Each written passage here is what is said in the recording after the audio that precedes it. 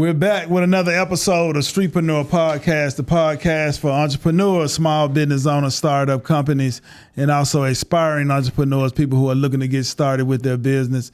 And today I have another guest, another super guest. He's been in the storage business for years. He knows this business inside out.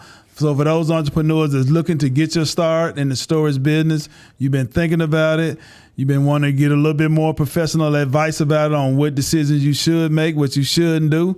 We have an expert here today that's going to walk us through the process, going to talk us through the process, and show us how to get this storage money. Welcome, Dee Mathis, to the show. All right. Thank you for letting me come on the show, man. I'm ready to talk my talk. I know it, man. It's been a while. Yeah, for sure. And we happy to have you here at Streetpreneur Podcast. And we want you to tell us a little bit about your backstory, where you from, where you grew up at. Okay, so born in Philly, grew up in South Georgia till I was 11 years old, right? Mm-hmm. I grew up on 123 acres, so I'm super country. Then I moved to Atlanta when I was 1991, right? And then I had to figure out the whole big city vibe. So I've been here since 91, and I started my entrepreneur journey pretty early in age. Okay, and we want to touch on the storage business. Did you see somebody else cleaning out a storage one day, or did you see somebody doing a yard sale? Where did you get the idea from that, hey, I want to get into the storage business? Crazy. Did you see somebody else doing it, or how did you?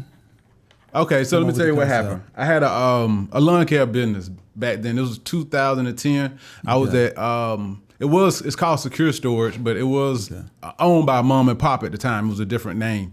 And a group of people walked by me while I was closing my storage door. And I'm like, what's going on? I'm being nosy. It's like 15 people walked by together. So I go to the front office. They said, hey, it's an auction going on. And I was like, well, when the next one? They said, well, it'll be next month. I wrote the date down. I was there next month at the next auction. Oh, okay. That was 2010. Okay.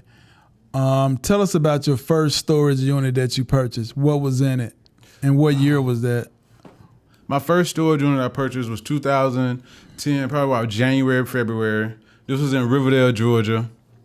I think the first unit was probably very small, which is what I recommend for newbies, a 5x5, 5x10 unit. Didn't have much in it. I want to say it was kind of a person, from what I can see, he was probably like, in between jobs, maybe hustling or something like that. Something was going on in the storage unit, and that what kicked it off. Yeah. Okay. And what are some of the top selling items that you have found in a storage unit that made you a lot of money? Okay, one of mine just having to run across from just purchasing one. I would say definitely antiques. That's one of my favorites. That's one that made the most money. Right. I got a unit for $450 one day. It was actually $350 plus the deposit was $450, and it had way over $10,000 worth of stuff in there. Yeah. How did you know it was an antique when you saw an antique piece?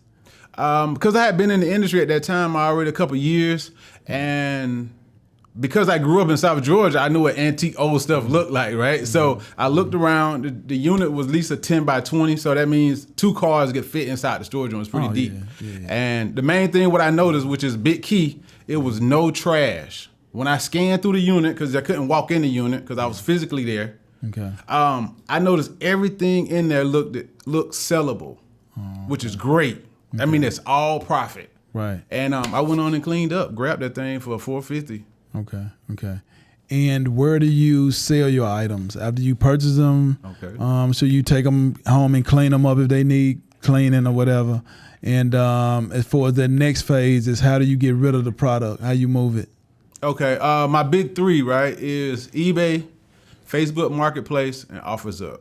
That's my big 3 for sure. I've been with eBay since 2013. Okay. And how many units would you say you move a month on eBay? I know it varies. On a month? A good month. 10. Okay. I would say 10 on the average. Okay. And as far as storage units, we know since COVID-19, with COVID and all that whole situation, everything changed. They were doing a lot of live in-person bidding and auctions taking place. Tell us the difference between going virtual and going live that you like and what you don't like. Well, I was stubborn. It took me a while to convert over to the online. Right. Every year, even before COVID, it was already starting to happen where you bid online. Okay. And eventually around COVID time, that was pretty much it. Everybody went over life storage, public storage, And so eventually I tried it out, and all the websites is in my book, Unlocking the Secrets of Storage Flipping. Okay. And do you recommend this business for somebody with little money? What's the least amount of money you've seen a person purchase a storage for? $5. And what's the most amount? $2,500 on the average, on the high side. Yeah. A good average, though, is about $100. You can easily get a storage unit for $100. Okay. And what are some of those virtual online auction places that you're talking about? Okay, one of them is storageauctions.com. Okay. I would call that one my third one, right? So Yeah. I would advise to start there. You also have Bid 13. Bid 13. Yeah, and one of my favorites, right? Okay. Automatic favorite. I never told this to nobody. LockerFox.com. Locker who? Locker Fox. Okay, like LOCKER. Yeah, F-O-X. just like it sounds. LockerFox.com. Okay. That's one of my favorites. Hopefully they'll go ahead and sign me and make me like brand ambassador. I'm working on something. Right. For sure. What makes Locker Fox so different from the others that you like? Great pictures. Okay. And then they also always have units available every day as an opportunity. To make some money. To make some money, right? It's options every day. And the third one is the descriptions. Okay. Yeah. They're very descriptive. I mean, it breaks it down. Right. So I give you an Descriptive example. versus- Sometimes in the pictures, because you're looking on your phone or a laptop, They don't it may go be in a detail piano and tell in there. you. Right. You don't see nothing else. I don't see the piano or the refrigerator, Ooh. but it's in the description. Okay. And it's like, you need to know that. Right. I got For you. sure. I got you. Yeah, All man. All right. And transportation, how do you transport the items? How important is that? Do you have a trailer? Do you have a U-Haul truck? Or how do you transport your items? Well, I have a truck and I have two trailers, one open trailer and one closed-in trailer. Yeah, because a lot of people want to know how they just think they can just put it all in a car, or so that's important. They can. I recommend a 5x5 unit, start out the process, but you can do it with a car. Right. And you also can rent a small truck or a van with U-Haul for $19.99 just to get started. Okay. And just say if you can't move the items the same day that you bid on a storage and you won, how much time do they give you in between to coming back to get the items? Right now they give you 48 to 72 hours, depending on which website you're on. Okay. Yeah. And then that location, you had to go to the physical location and get it and stuff like that. Correct. A good tip is what I do is I usually wait till the next day or maybe closer towards the end of the day, because a lot of the people who won the auctions, they like to go right away as soon as they won it. And then now you're there waiting in line to let them process you. So I'd rather let it let smoke clear a little bit. A lot of other people there too. Right, that won units. Right, okay, all right. And do you do a certain mile radius? Do you try not to go like 50 to 100 miles over, or do you like to stay close with where you live? I like to stay within 50 miles. Okay. Yeah. Okay. So depending on which website, I usually do 50, 60 miles max. Okay. On the search. Okay. And you usually hit with those? Yeah, those find work. some good. Right. But I have to calculate all these things in a factor with how much I want to be if it's that far away. Okay. Because an hour ride and an hour back, I'm already out of money with gas and time. Right. So I had to add that in and say, you know what? Instead of paying $200, I'm gonna pay $100 for this unit because it's Right. that far out. Versus in my backyard, I pay a little more because I can easily snatch it. Right. Does it make a difference where the storage unit is located? Just say if you got one in the hood versus one out in the suburbs, where do you find the most good items that do it make a choice? Because some people pick and choose whether they want to, well, this in a bad neighborhood, I ain't going to that storage auction, I'm going to go over here. That's a really good question. And from my expertise, it's up in the middle. You go in the hood and you might come up and snatch. Yeah, you see what I'm saying? Then you go yeah. somewhere nice and it's like it's slum over there too. You just didn't know, what happened. Right. They put their stuff in storage. So it's hit or miss no matter what city you in. Right. Because the majority of people thinking, well, I'm going to the good neighborhood, I'm going to find the best. Right. Right. It But like you always said, work out like no, that. the game don't always work that way. It's a hit and miss with that. Yeah, for sure. Yeah, I got you. And what are some of your best selling items? The ones that sell fast. Office chairs. That people want. That one sell fast. Office chairs? Right. Like this right here. Yeah. They go fast. I mean, it's not a whole lot of money, but they go quick. So you're not going to sit on them long. Only problem is they don't stack well. Oh, okay. You don't say you have trouble putting them in, loading them up. Right. Right. Chairs and what else? Clothes. I end up keeping the clothes personally myself because you can pack in a lot of clothes at a price point. So an average bag of clothes, it's gonna have 50 pieces in it. And I sell used clothes, me personally, on eBay. I used to sell new clothes, but now I converted over, especially with the economy. People need to grab a used shirt versus a new shirt. Yeah, that's true. That's true. For sure. That's true. Okay. Is there any other tips you want to give them as far as, let's touch on your book for a minute. Can you hold it up? Yeah, for sure. Okay. Forgotten Treasures is my subtitle, and that's something that I'm working on in the future, really working with hobbyists and retirees and just helping them find collectibles that they can't find anywhere versus my original avatar. And just kind of tell my listeners and my watchers, what is it that they can find in the book? Just give them just a few details of what's inside the book. Well, you're definitely going to find, all the things you need when you go to a storage unit, right? Your materials you need. Okay. Safety issues that you want to be concerned with. And definitely all the websites that you can find so you can get you an opportunity every day to win your storage unit and be successful. Okay. All right. Yeah, for sure. How much does startup cost to get started in the game?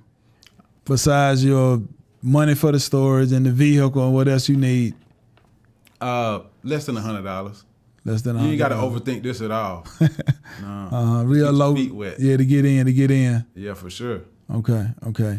Do you recommend bidding certain times of the month, or do you just do it whenever you feel like bidding that you think something is available?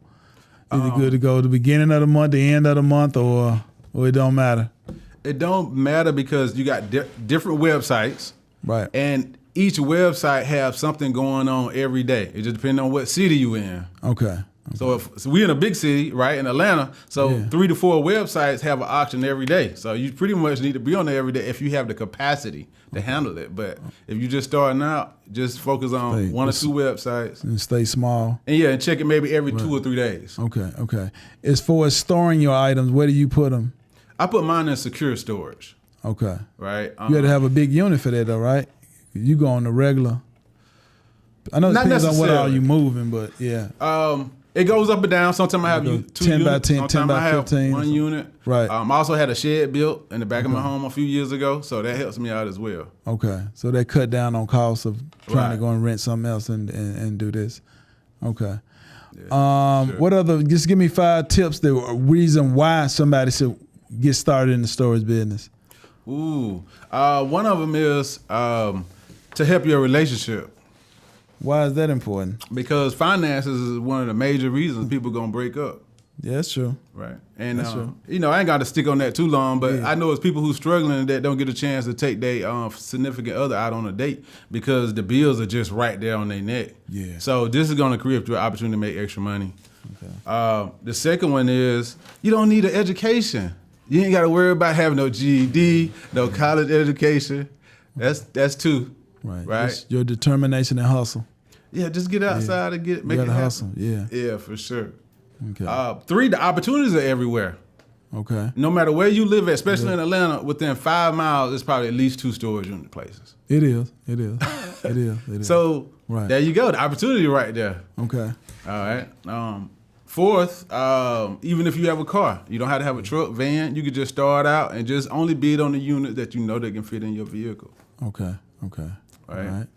That's good. 5, I would say this is a great way to start out entrepreneurship, even for your kids. You can get your 18-year-old or 16-year-old to list stuff on eBay. So when they get out of school, have them list 5, 10 things a day.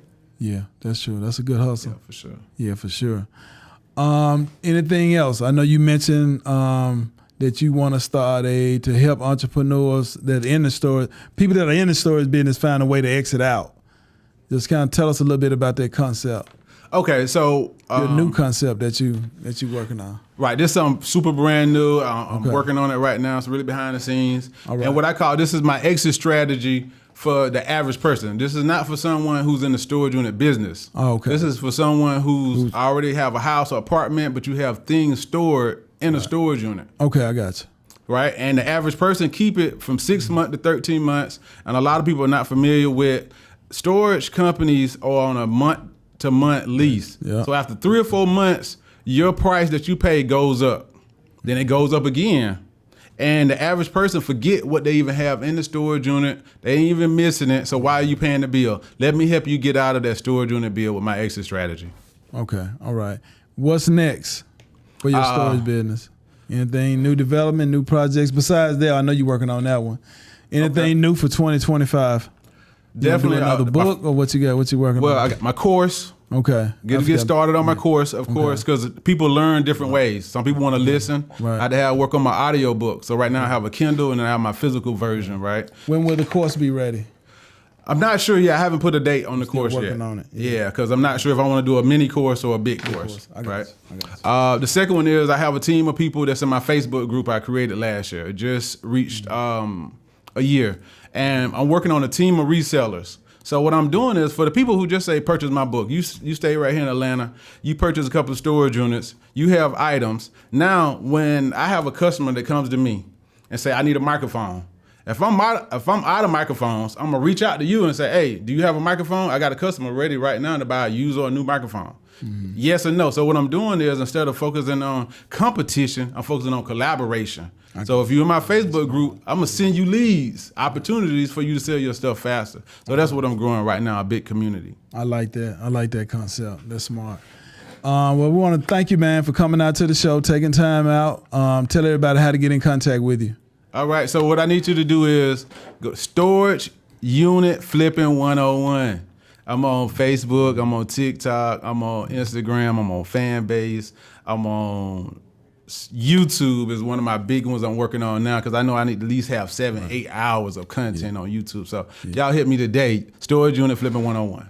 Okay, appreciate it, man. We thank you for coming out to the show, and I want my watchers and my listeners to know, my fans to know, to follow him on Instagram. If you want to know anything about definitely getting into the storage business, follow him, contact him. He's going to be able to help you out.